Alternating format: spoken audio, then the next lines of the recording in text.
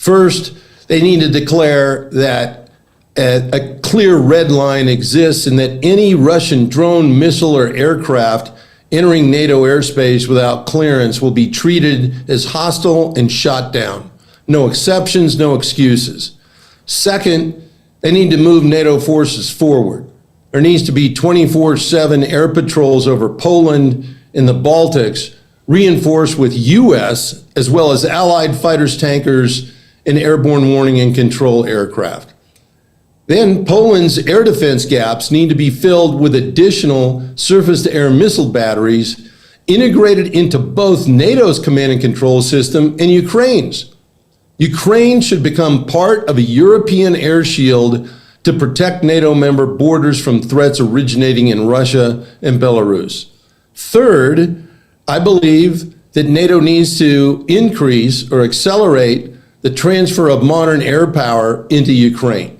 The best way to protect NATO airspace is to stop Russian drones and missiles before they ever get near NATO borders.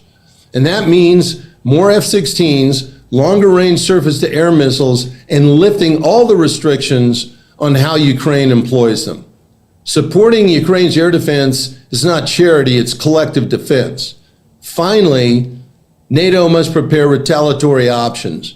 If Russia or Belarus continues to launch cruise missiles or drones that violate NATO territory, the alliance must reserve the right to strike those launch sites. That's not escalation, it's deterrence. Only by raising the cost to Moscow will Putin stop his aggression. Let's cover also the reaction of NATO troops, because Poland didn't shut down all the drones, allowing some to cross deeper into its airspace, and it's been reported that Poland and other NATO's air force used expensive missiles valued around $2 million per missile to take down drones that cost not so much, a fraction of that amount. How sustainable is this strategy for a possible prolonged war? Well, it's not. But first, a lot of people use that cost effectiveness equation. I'd be real careful about doing that, because what is the value if one of those drones had a large lethal warhead and hit a school and killed several children? Then would have the cost of that missile that intercepted that cheap drone have been worth it? And so, the issue here is not on cost effectiveness. The issue is on effectiveness. Now, the point is a good one in the context of, at some point, you've got to be able to deal with mass.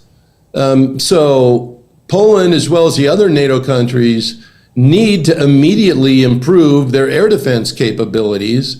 And I believe a lot of this effort is already underway. But, just like Ukraine has put together a layered air defense system, so should the NATO countries.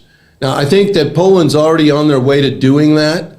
They are building an upper layer by expanding their Patriot missile systems and the integrated battle command system. And so they just executed their first Patriot battle command system, live fire. And then there is a lower range layer where Poland could increase and accelerate its procurement of short-range air defense systems and very short-range air defense systems. I understand they're also increasing their buy of the Common Anti-Air Modular Missile, which is a British-designed missile family that's used by the United Kingdom, and it provides flexible networked intercepts against aircraft, drones, and missiles. So I think they can field a substantially stronger national counter-drone shield in a relatively quick time frame. But they would also be smart to follow Ukraine's lead in how Ukraine has put together a very effective layered air defense system.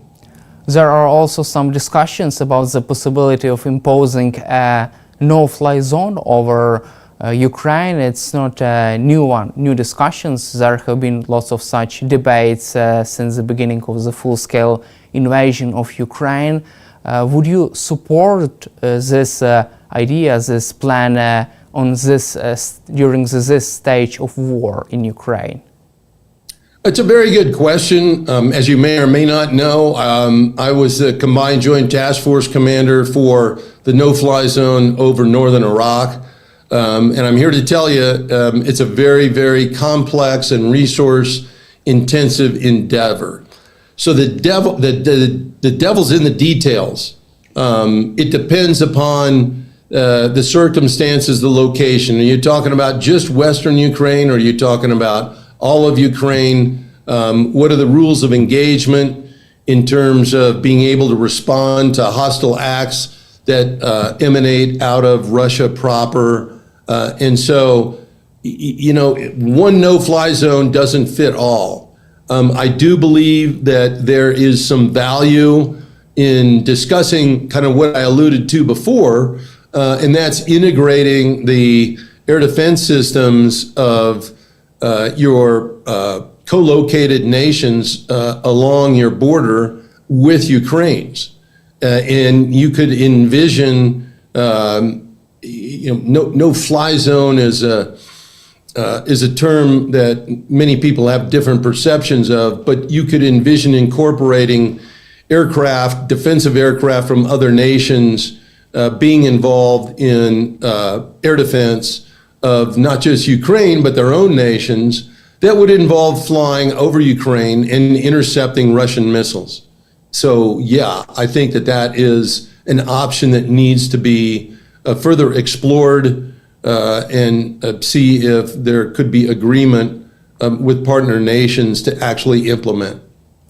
There is also a renewed debate on the U.S. commitment to security guarantees for Ukraine. U.S. President Donald Trump has pledged to provide Ukraine with good security, and also, according to Financial Times, the U.S. could play its role in providing Ukraine with security, providing backstop for European troops, intelligence, reconnaissance, command and control, and other support. What is your take on that and assessment of possible military options for the U.S. administration? Well, first let's talk about something that's relatively new that your audience may or may not be aware of, and that's that Washington has approved the first U.S. weapons package paid for by Allied funds under a NATO-U.S. mechanism that's called the Prioritized Ukraine Requirements List. The initial two $500 million tranches have cleared internally, and deliveries under several Allied-funded packages are already moving. What's in those packages? Well, Patriot air defense missiles and HIMARS rockets are among the first items that are flowing, and about $2 billion has already been secured.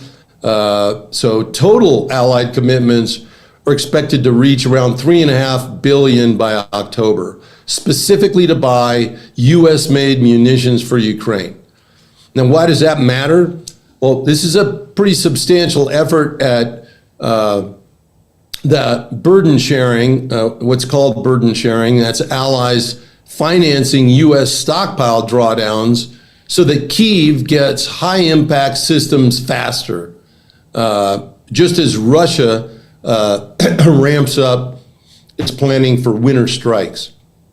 So, allies are literally footing the bill to move U.S. interceptors and rockets now, and that's speed plus scale when Ukraine needs it the most. Let's also cover another interesting development regarding the drones warfare. From your perspective, is the U.S. Air Force ready to counter drones? I mean, in terms of massive massive usage of such drones against airspace. To counter so-called Russian Air Force tactic, launching hundreds of such cheap drones against military targets. Well, it's not really just an Air Force problem.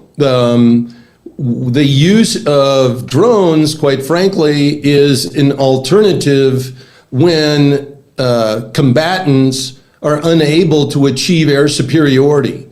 And people need to recognize that the Ukraine-Russia war is a set of different conditions than what the U.S. might find itself involved in, say, in the Southwest Pacific, defending Taiwan against a Chinese incursion.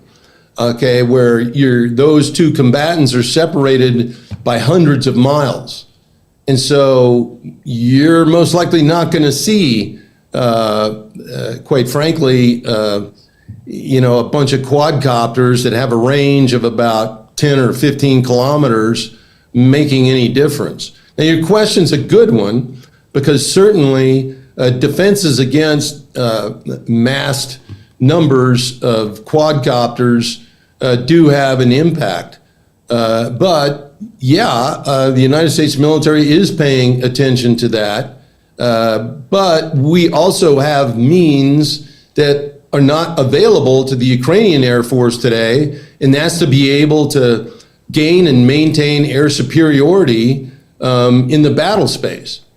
And that's why both Ukraine and Russia have reverted to the use of drones, which, quite frankly, are affecting armor and infantry tactics to a much greater degree than air forces. I would point to the fact that the Russians have not closed down any Ukrainian Air Force air bases yet. And Ukraine is very effectively using the aircraft that they do have in both offensive and defensive roles. So you got to look at the situation. Yes, small drones are a factor. Cruise missiles have always been a factor. They're becoming more of a factor, particularly with threats to the Arctic or across the Arctic into the United States. And as you're well aware, there's a lot of interest in the current administration in building and paying more attention to the importance of layered air and missile defense.